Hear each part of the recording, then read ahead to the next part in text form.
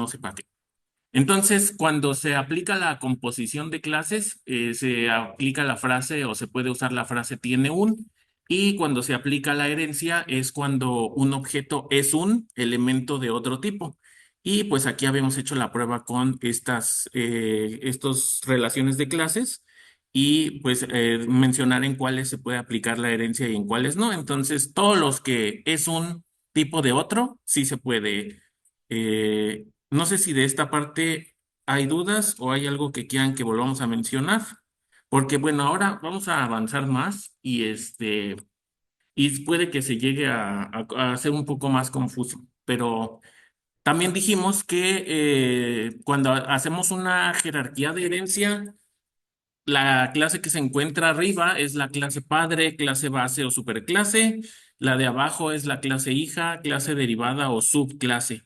Y que en el momento en que se aplica la herencia, automóvil adquiere inmediatamente todos los atributos y métodos de vehículo, sin tener que volverlos a escribir.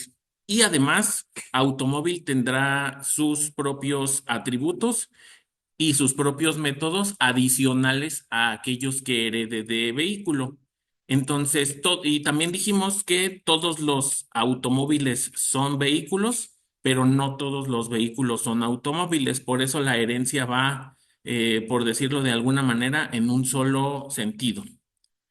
¿Y qué más dijimos? La herencia se puede aplicar a varios niveles, en el cual si está especificada la clase en una jerarquía de herencia en un nivel más arriba, por ejemplo, aquí que técnico hereda de alumno, pero a su vez técnico también indirectamente es hija de persona, es descendiente de persona. Esto también se conoce como clase ancestro o clase descendiente, cuando están separadas por más de un nivel. Déjenme apuntar algo aquí. Déjenme apuntar algo aquí antes de que se me olvide sobre este punto de, ajá, clase ancestro y clase descendiente. Y pues aquí hay otro ejemplo y también dijimos que cuando agrupamos una serie de clases de esta manera, con aplicando la herencia, se dice que construimos una jerarquía de herencia. Entonces, en esta jerarquía de herencia tenemos las clases persona, administrativo, alumno, profesor y becario.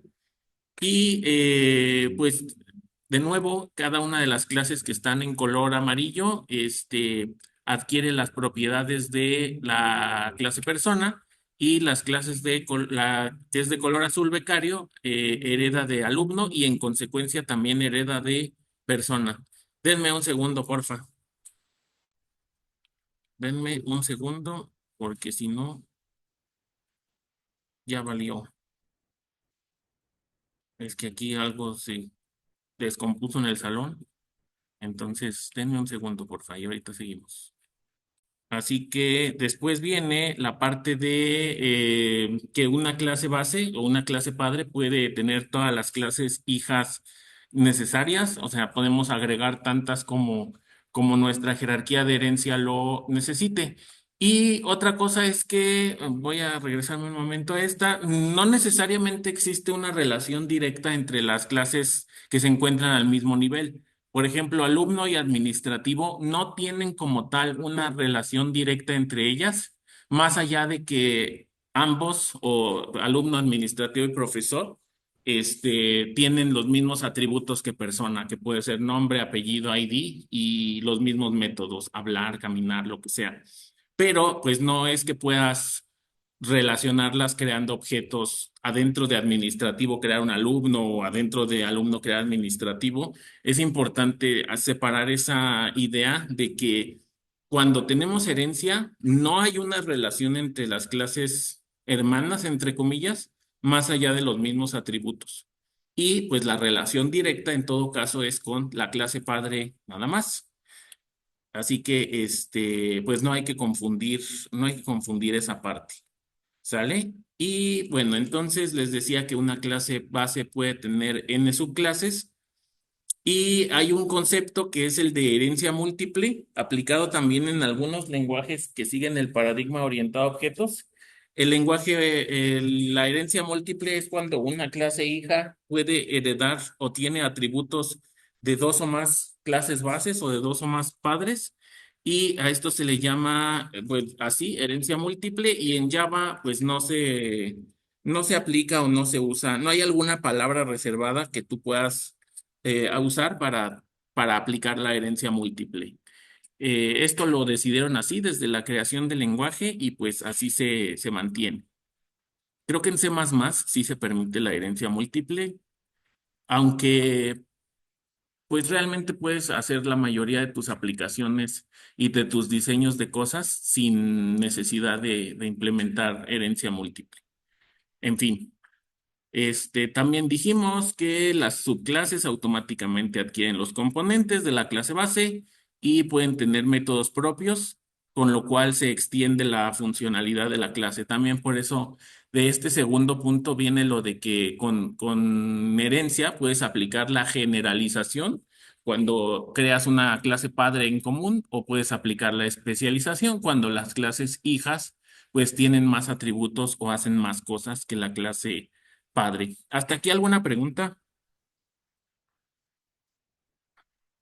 Todo bien, profe. No, Bueno, aquí tenemos un ejemplo de otra jerarquía de herencia. Tenemos la clase computadora y esa clase hereda bueno, tiene tres clases hijas que son la clase servidor. Todos están de acuerdo que un servidor es un computadora. A lo mejor varios de ustedes no conocen como tal un servidor, que es ¿qué es un servidor? Pues básicamente es una computadora especializada en la cual tiene una mayor capacidad de almacenamiento o de memoria y que guarda o reside algún elemento que proporciona un servicio como tal a otras cosas, como lo puede ser una página web o como lo puede ser una base de datos o como puede ser un servidor de impresora y ese tipo de cosas, ¿no? Entonces, pues el servidor físicamente se ve como un CPU, pero un poco más especializado. Pero a final de cuentas, un servidor es una computadora. Una laptop también lo es y una PC también lo es. Entonces, déjenme ver si traigo aquí el código de este ejemplo de implementación de herencia para que lo podamos revisar así, digamos, de manera, general. Bueno, entonces tenemos la clase computadora, que es la clase base o la clase padre de de la jerarquía de herencia. En la clase base podemos poner los atributos que queramos. Ya saben ustedes que los atributos deben ser private y después controlarlos con los getters y los setters, pero para efectos didácticos por el momento los dejaremos así. Entonces, cualquier computadora tiene marca, modelo, procesador y memoria RAM. Tenemos nuestro constructor para evitar construir computadoras vacías. Tenemos los getters y los setters, tenemos un método encender, tenemos un método apagar y después les platico este método de toString, que por el momento podríamos decir que es el método para imprimir o mostrar computadoras. ¿Se acuerdan que en las clases pasadas habíamos puesto un print alumno, print automóvil y lo que hacíamos era poner muchos out de system.out.print de cada uno de sus atributos? Bueno, esa es la función que hace este método toString. Y también ahorita les digo qué hace esta etiqueta que tiene aquí. Bueno, y eso es computadora. Algo aquí curioso para el manejador NetBeans y que cada manejador también cada IDE lo hace de manera diferente, es que, por ejemplo, si yo tengo otra clase como laptop que hereda de computadora, aquí en la clase padre nos pone un pequeño puntito para que sepamos que la clase tiene subclases, o sea que tiene clases hijas. Solo es como informativo, no genera algún error, no es algo malo, solo es como algo informativo.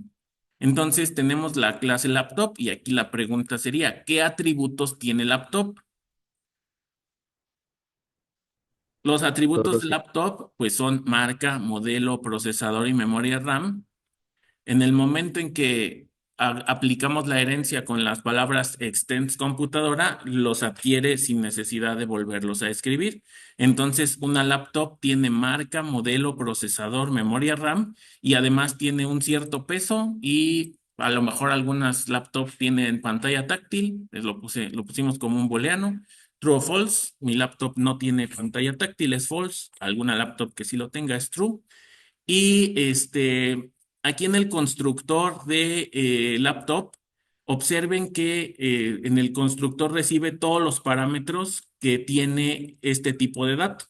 Y a pesar de que no vemos, o como tal, no vemos de manera explícita la marca, el modelo, el procesador y la memoria RAM, de todas maneras los agregamos a su constructor. Y hacemos uso de una palabra reservada que es super. Para este super lo que hace es pasarle a la clase padre. En este caso, lo que hace es mandar llamar el constructor de la clase padre, indicando la marca, el modelo, el procesador y la memoria RAM.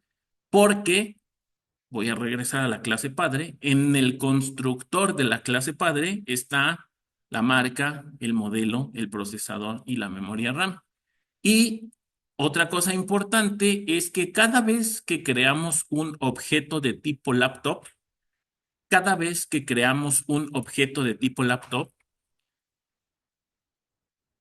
se van a ejecutar los constructores en orden de la jerarquía de herencia. Es decir, primero se ejecuta el constructor de la clase padre y después se ejecuta el constructor propio que tiene laptop. Y eso es simplemente porque así está programado Java, así está programada la jerarquía orientada a objetos. Y al decir que se ejecute el constructor de la clase padre, no significa necesariamente, no significa que se vaya a crear un objeto diferente.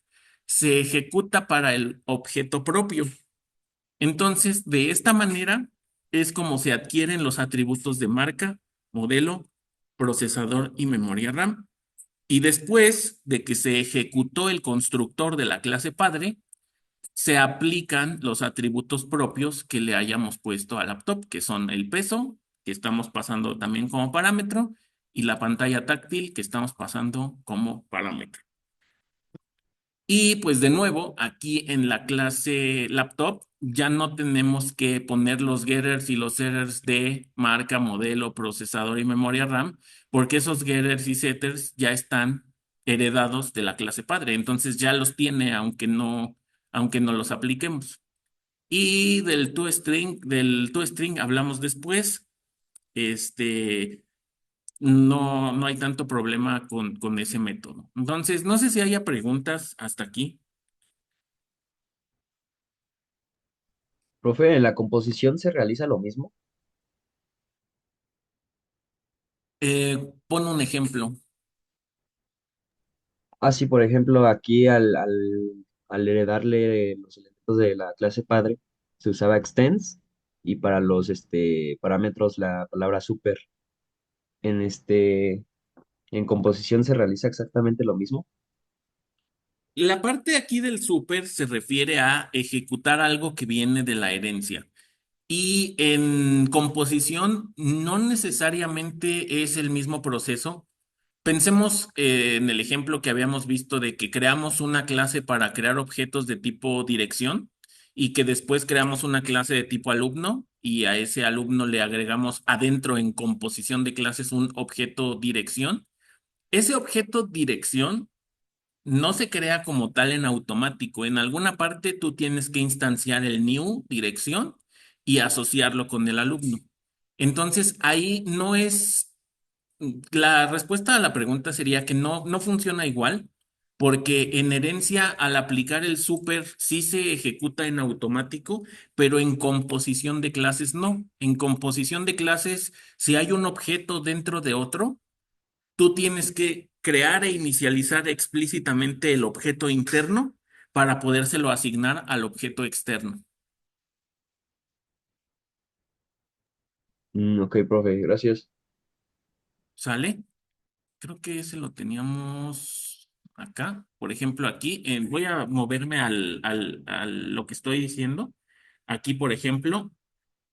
que la clase alumno, esto es, nos regresamos a composición de clases. La clase alumno tiene un objeto de tipo dirección, pero vean cómo es diferente a la herencia porque el constructor de alumno no necesariamente inicializa la dirección, solo inicializa nombre, edad y número de cuenta. Y ya en el main, tú creas e inicializas explícitamente una dirección y luego se la asignas al alumno de manera explícita con el respectivo setter. O sea que aquí tanto el alumno como aquí está la creación del alumno y aquí está la creación de la dirección. Es decir, cada uno de los objetos se crea por separado. En cambio, en la herencia, digamos que es una relación un poco más fuerte porque cuando tú creas la laptop, implícitamente ya estás creando una computadora, porque pues cualquier laptop es una computadora, solo que esa creación se hace con el constructor y con la llamada a el constructor de la clase padre. Entonces, sí, más o menos se ve la diferencia. Aquí es como implícito y en el composición de clases lo tienes que hacer de manera explícita. Sí, ¿Vale? profe, sí, sí, sí, sí. Luego, en el caso de PC escritorio, ocurre algo parecido. Tenemos con el Extens computadora, adquiere PC escritorio, marca, modelo, procesador y memoria RAM de manera automática. Y PC escritorio tiene sus propios atributos, que en este caso es la tarjeta gráfica y pues un monitor. Cualquier PC de escritorio requiere que le conectemos un monitor. Y el constructor también recibe lo de la computadora, o sea, lo de la clase padre, que es marca, modelo, procesador y memoria RAM, y lo de la clase propia, que son los atributos tarjeta gráfica y monitor. Dejen conecto esto antes. Vaya la onda. Y también PC Escritorio adquiere todos los getters y los setters que vienen en computadora y le podemos agregar sus propios getters y setters. Y de esto hablamos después. Preguntas. Si se fijan, la construcción o la lógica que hay en PC Escritorio, pues se parece mucho a laptop, pero pues ya pensándolo como en la vida real, pues es diferente. Cada uno tiene sus propios usos y sus propias cosas. En algunos casos vas a usar una PC de escritorio y con sus respectivas características, y en otro caso vas a usar laptop, pero ambos siguen siendo computadoras. Luego está la clase servidor. En tipo de servidor, ahí ponemos si es un web, si es un servidor de bases de datos, de impresión. Y ahora se da mucho que haya servidores que son virtuales, que instalas en una máquina virtual tipo VMware o VirtualBox. Y entonces puedes tener varios servidores en la misma computadora, si son virtuales. Pero bueno, no nos desviemos con eso, solo es un ejemplo de atributos propios. Ah, sí, y también observen que, pues como tal, pensemos en la clase servidor. ¿Cuáles son los atributos de servidor? Pues son marca, modelo, procesador, memoria RAM, tipo de servidor y si es virtual o no es virtual. ¿Y cuáles son los atributos de laptop? Marca, modelo, procesador, memoria RAM, el peso que tiene y la pantalla táctil. Pero, aunque sean clases, entre comillas, hermanas, la laptop y el servidor, pues ellas dos entre sí no tienen una relación como tal. Tú puedes crear servidores, objetos de tipo servidor, y puedes crear objetos de tipo laptop sin que necesariamente se vean el uno al otro y sin que necesariamente tengan una relación dentro del programa. Entonces, entre las clases computadora, laptop, PC, escritorio y servidor, pues creamos nuestra jerarquía de herencia. ¿Y qué falta? Pues solo falta crear objetos de ese tipo. Podemos crear computadora, que es el objeto de la clase padre. Si creamos una computadora, pues se podría decir que es algo genérico, porque es la clase padre y solamente tiene marca, modelo, procesador y memoria RAM. Entonces podemos crear sin mayor problema un objeto de tipo computadora. Este objeto, observen que no es una laptop, no es un servidor, no es No es una laptop, no es un servidor y no es una PC de escritorio, solo es una computadora. Entonces le pasamos la marca, el modelo, el procesador y la memoria RAM. Y después podemos crear un objeto de tipo PC de escritorio que requiere la tarjeta gráfica, el monitor, la marca, el modelo, el procesador y la memoria RAM. Y les decía hace un momento que independientemente que después explicaremos el toString, por el momento la función del toString es imprimir los valores del objeto. Entonces le voy a dar play a este programa y pues al darle play, pues lo único que hace es mostrar esto. Y bueno, aquí nada más quiero mencionar que esta primera impresión, esta primera línea, es este print de la línea 15 de la computadora, que es la Lenovo no sé qué de Core i7, no sé cuál. Y el de PC escritorio genera dos líneas. El de PC escritorio genera dos líneas porque pues PC escritorio también tiene marca, modelo, procesador y memoria RAM. Y además tiene sus propios atributos que son la tarjeta gráfica y el monitor. ¿Vale? Entonces, ¿dudas con este ejemplo? No,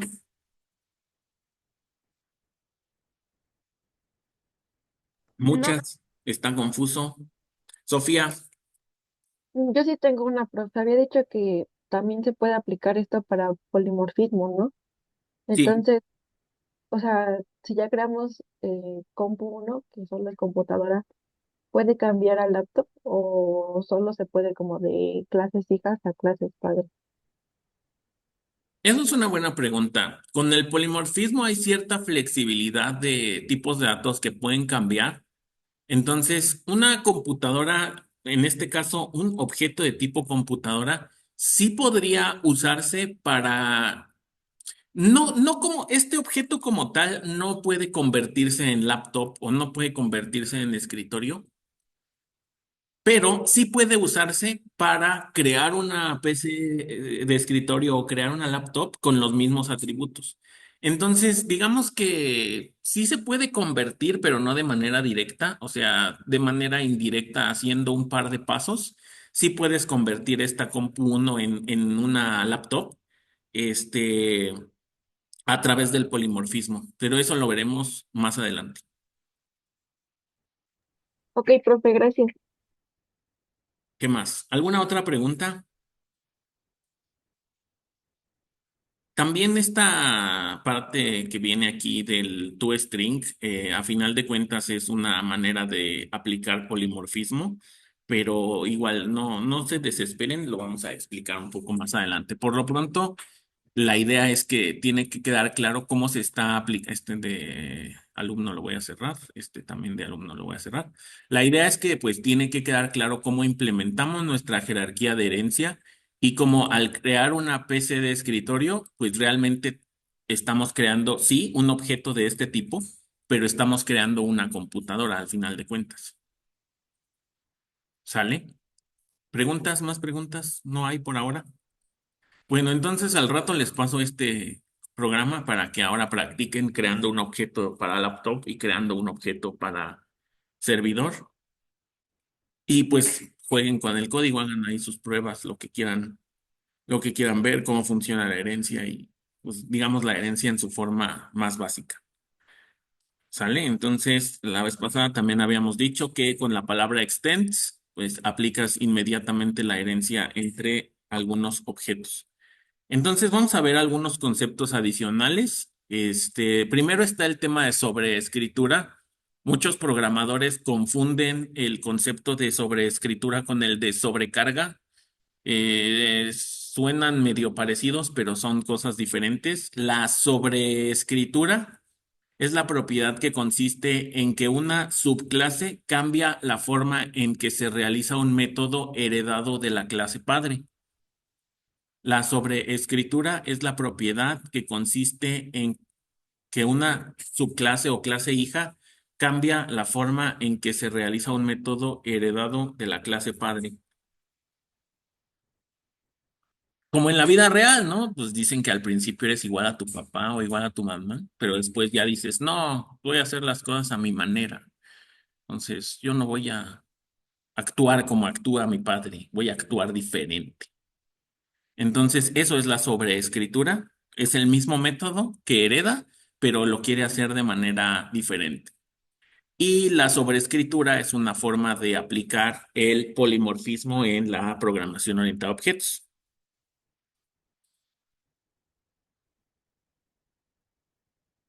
¿Sí se acuerdan qué es la sobrecarga o ya lo olvidaron olímpicamente? No sé. Recuerden que la sobrecarga es el mismo método, que, bueno, más bien métodos que se llaman igual, pero que reciben diferentes parámetros y pues tal vez lo hacen de manera diferente. Y la sobreescritura es también un método que se llama igual, pero la sobreescritura se aplica en herencia para que una clase hija haga el método de manera diferente.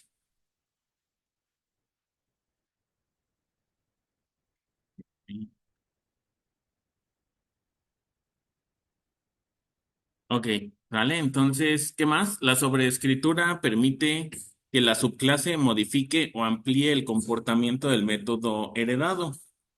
O sea, yo lo hago a mi manera, dice. El método en la subclase se debe escribir con el mismo nombre y el mismo número y tipo de parámetros y el mismo tipo de retorno que en la clase base. Y aquí hay otra diferencia con respecto a la sobrecarga. En la sobrecarga cambian los métodos, digo, cambian los parámetros, perdón. En la sobrecarga cambian los parámetros. En la sobreescritura no, tienen que ser los mismos parámetros y el mismo tipo de dato de retorno.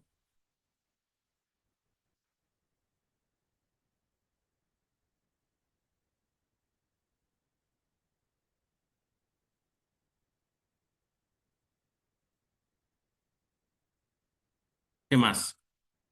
Bueno, aquí cuando vimos cuando vimos nuestro pequeño ejemplo de herencia, en el constructor de las clases hijas, en el constructor de PC de escritorio, en el constructor de laptop y en el constructor de servidor, aparece la instrucción super. Entonces, es una palabra reservada, que es como una. Le pongo los paréntesis porque cuando usamos esta palabra reservada es como si estuviéramos mandando llamar a un método.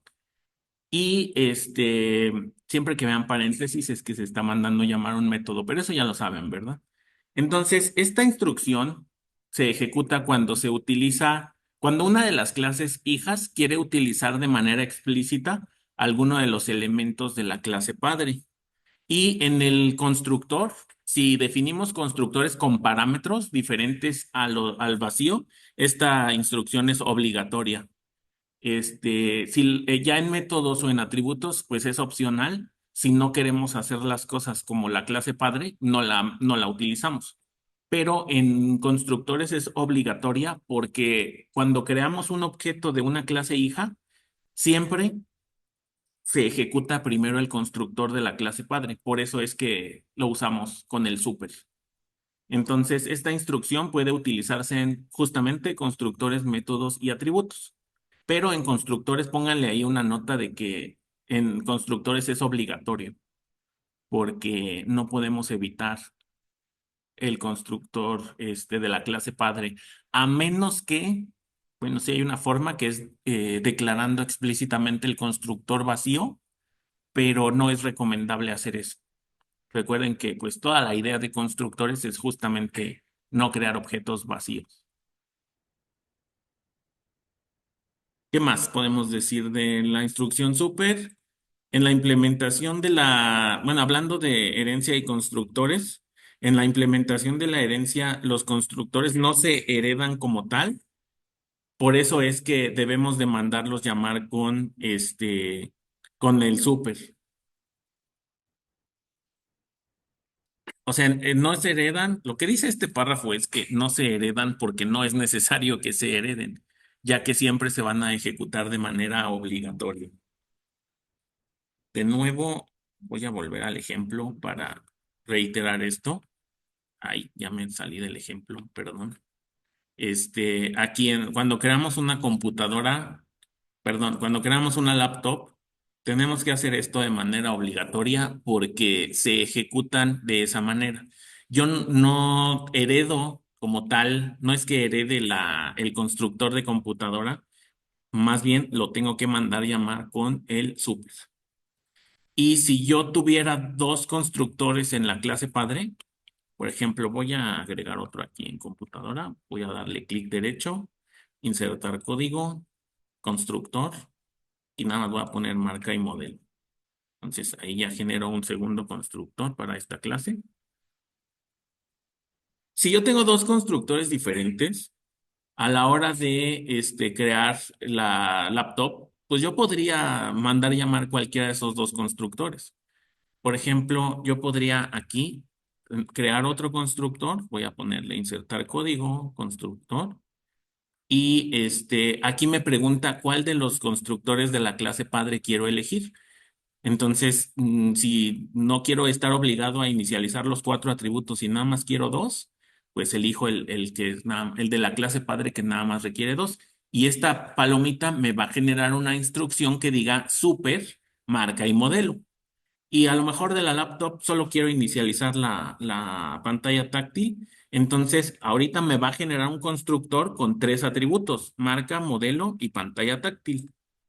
Ahí está, tres atributos, marca, modelo y pantalla táctil. Y el super, es para distinguir cuál constructor de la clase padre estoy llamando. Aquí estoy mandando llamar este constructor. Y aquí abajo estoy mandando llamar el otro constructor. ¿Sí lo ven?